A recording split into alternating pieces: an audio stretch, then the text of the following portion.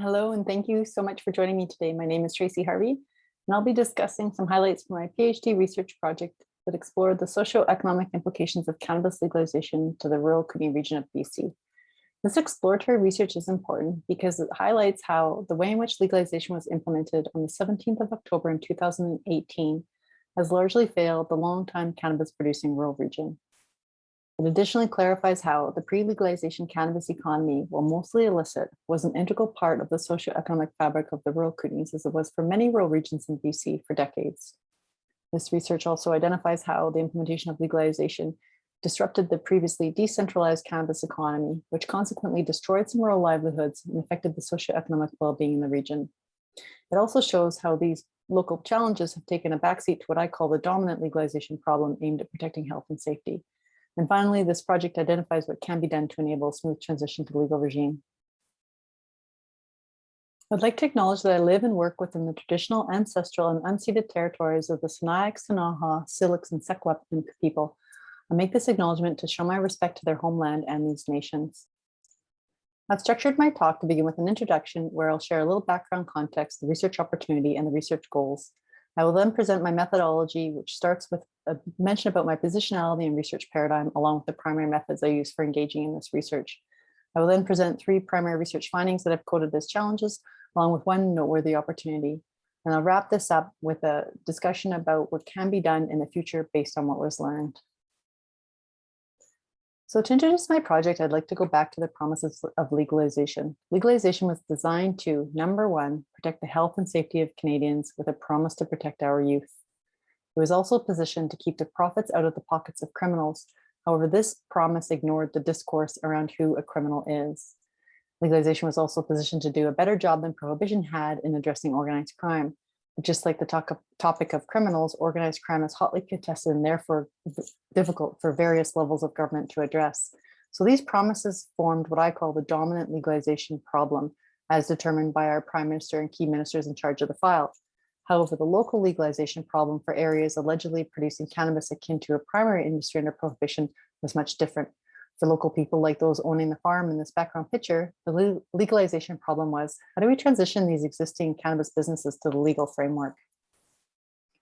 The local problem, which is arguably the same problem as faced by the whole province of BC, can be illustrated using this chart pulled from a report produced by BC's Ministry of Jobs, Trades and Technology, now BC's Ministry of Jobs, Economic Recovery and Innovation. It shows how cannabis has been a big deal in BC. BC produced more cannabis than any other province under prohibition. Drawing on data from StatsCan, the cannabis industry was believed to be worth $1.3 billion under prohibition, and of that, 88%, as shown in red, was illicit. The report also shows that the GDP contribution of cannabis exceeded the GDP contribution of forestry and logging by 27 million. So this not only contextualizes the local problem and the provincial problem, but it highlights the economic and social importance of cannabis to the whole province of BC. So we must remember that while legalization is new, the cannabis economy is not. After 95 years of prohibition that was enforced using the criminal code, many people participating in cannabis have been treated and perceived as criminals. With origins in prohibition, the industry's lawlessness has moved to the forefront, highlighting the intersection of cannabis involvement with other crimes, such as in connection with organized crime, hard drugs, home invasions, and even manslaughter.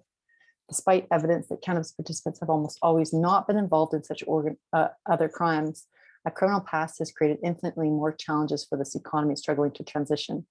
So this discriminated most cannabis participants such that they were mostly overlooked during federal and provincial policymaking. And this was a key issue with the implementation of legalization, and this created the research opportunity. So in light of this research opportunity, I wanted to understand what the impacts of cannabis legalization would be to the central Kootenay region, according to the perspectives of 2 stakeholder groups. I assumed groups most affected by legalization were various levels of government, from local, provincial to federal, because they were tasked with implementing, regulating, and enforcing cannabis, and the cannabis sector, who had participants who wanted to move into the legal regime or simply participate in the legal regime. So after understanding the impacts, I wanted to know, what can the region do to best respond? So the region I keep talking about is located in the southeast corner of BC. This is the Kootenays. It's actually comprised of 3 regional districts, otherwise known as census divisions, the middle being the central Kootenays, which is where cannabis has mainly been concentrating. So the population trends in the central Kootenays have undulated over time, but their positive change lags the province. Although the Central Kootenays have similar participation rates as the province. They have higher unemployment rates and some of the lowest average employment income out of all 26 regional districts in the province of BC. And while the Central Kootenays provided a boundary for data collection and analysis, cannabis abided to no administrative boundaries. Cannabis production was more aptly referenced as the West Kootenays, spanning west into the neighboring Kootenay Boundary Regional District, not all the way into the northern sections of the Central Kootenays, and not all the way into the eastern parts of the Central Kootenays towards Creston. So moving to my methodology, I want to mention my positionality and paradigm, since these details influence how I engage in this research. So I'm a BC resident, born and raised, and so cannabis consumption at least has been quite normalized, or it's been no big deal. People have been consuming it, it's been accessible and available. Moving to the Kootenay Boundary 13 years ago, the cultivation of cannabis became a little bit more normalized in my world. Although I've had no experience in this industry myself, nor has any immediate family member. Additionally, this research is rooted in critical realism, meaning I believe there's a reality that exists that has many varied and different interpretations of that reality. I think there's a reality that's independent of human conception and observation. So the three methods I used started with first data gathering using semi-structured key informant interviews. Key informants were determined to be experts in cannabis and cannabis policy according to one of the two stakeholder groups. Within the study area, I conducted 56 interviews, plus an additional 13 outside of the Kootenays to contextualize what I was seeing in the Kootenays and to understand the generalizability of this research. Within the study area, I conducted 35 interviews with cannabis participants between the middle of June to the middle of December, which was 6 months time period, which translated to 8 to 14 months post-legalization. Within the cannabis stakeholder group, the majority were farmers, along with processors, distributors, retailers, and some hobbyists. Some people were operating illicitly and some people were operating legally. And some people were trying to move from illicit to legal operations, while some people had no intentions of moving from their illegal operations. I also specifically sought out people with personal medical licenses. In the government stakeholder group, which was conducted over the same time period, the majority were local elected officials, although I had good representations at provincial and federal levels. Locally, I reached out to regional directors, municipal mayors, some administrative personnel, as well as local law enforcement. At the provincial level, I reached out to local MLAs, the provincial economic development folks, provincial Ministry of Ag, Jobs, Trades and Technology Ministry, and also the Ministry of Public Safety Solicitor General, which is where the Cannabis Secretariat resides. At the federal level, I reached out to local MPs, along with Health Canada's Cannabis Licensing Branch, in addition to the three ministries behind the 2016 federal government task force report outlining how legalization should be implemented. So the Ministry of Health, Ministry of Safety, and the Ministry of Justice, along with the Ministry of Indigenous Services, and finally local RCMP. So I complemented these interviews with site visits. 44 in the case study were done on site, which afforded a rich source of information. And I attended as many events and combed through secondary documents as appropriate. The second method was a deductive and inductive hybrid data analysis approach. So I started with these theoretical bodies of literature based on transitioning economies and stakeholder participation, from which I deduced 5 themes or buckets to code into. But I was also cognizant of the fact that this was a new application for these literature, so I was open to new themes arising from the data, which was the inductive part. So I grabbed 5 very divergent conversations from cannabis, 5 very divergent conversations from government, and I built a template with these 10 conversations that I pruned and refined until it seemed to not carry redundancies, but also account for the nuances that I thought would be present in the data. Then I coded all of the data into that. And as I was coding and performing analysis, I was grouping the data, I was making sense of it. I started to write, and I wanted to be sure that what I was writing about was valid or accurately represented what participants were telling me. So I took my findings and I wrapped them into a complete manuscript for participants' review. And this was a process of member checking that I did on 2 formal occasions. I had good feedback from both groups, and people offered nuances, some sentence or wording correction, and it just gave people an opportunity to contest anything that I was writing about or put their input and verify that what I was talking about had a low level of accuracy. So let's talk about what participants said. Using computer-based NVivo software into which I imported the interviews that I transcribed myself and a word frequency, it appeared like people were at the center of this transition. And while views and perspectives about cannabis were diverse within and between stakeholder groups, 3 general findings coded as challenges bubbled to the surface, along with one noteworthy opportunity. These can be coded as social, economic, and political impacts of legalization.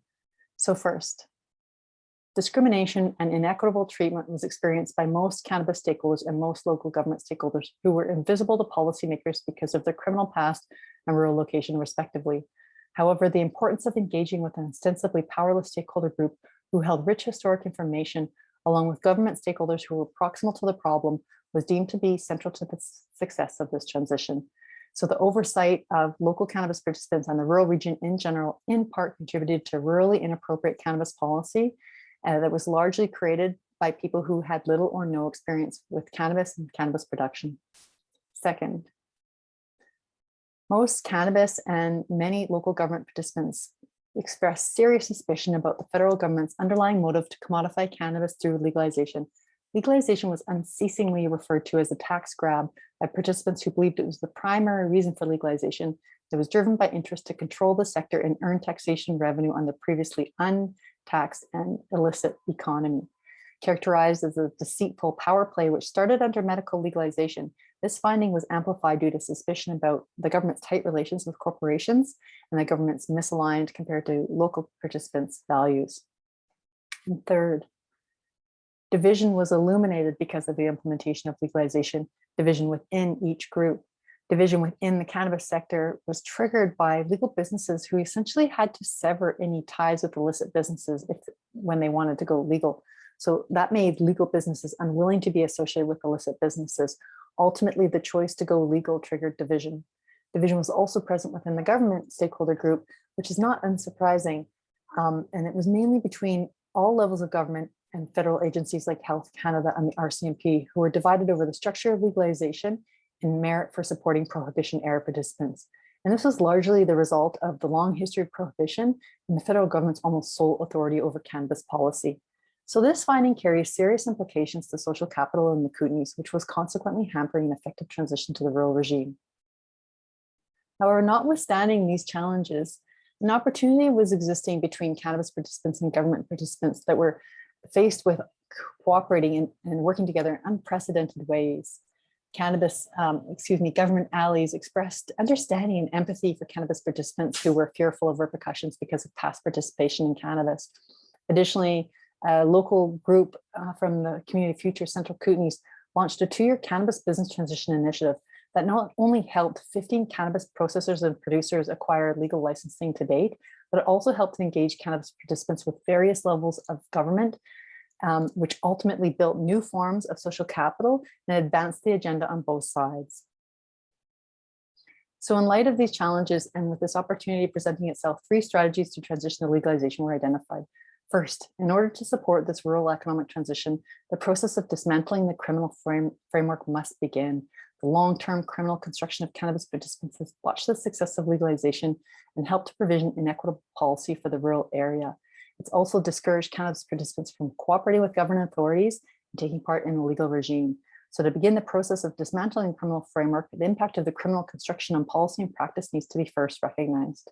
Second, local stakeholders from cannabis and government must be treated fairly and engage with genuinely in partnership-like relations to enable rurally appropriate cannabis policy.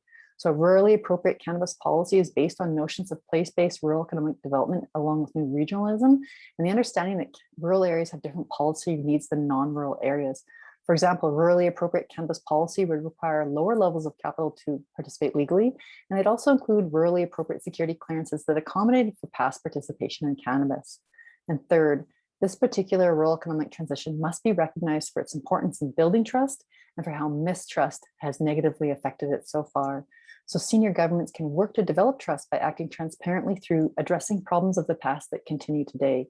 For example, to address the disconnect between federal levels and local levels of government, personal medical licenses need to be validated and provided with a viable passageway into the legal regime. Additionally, the federal government must meet the sector where they can be found, meaning they must accept the sector instead of trying to change them and be okay with their crazy clothes and purple hair. So instead of leaning on punitive policy enforced by the criminal code, the federal government must incentivize cannabis participants to participate legally. In short, the reconciliation of past differences must occur so that future partnerships are possible. And with that, I would like to say thank you so much for joining me today. I'd like to thank my project funders and supporters and also my dissertation advisory committee, Dr. Ryan Gibson, Dr. Al Lozon, and Dr. Terry McDonald. Thank you so much.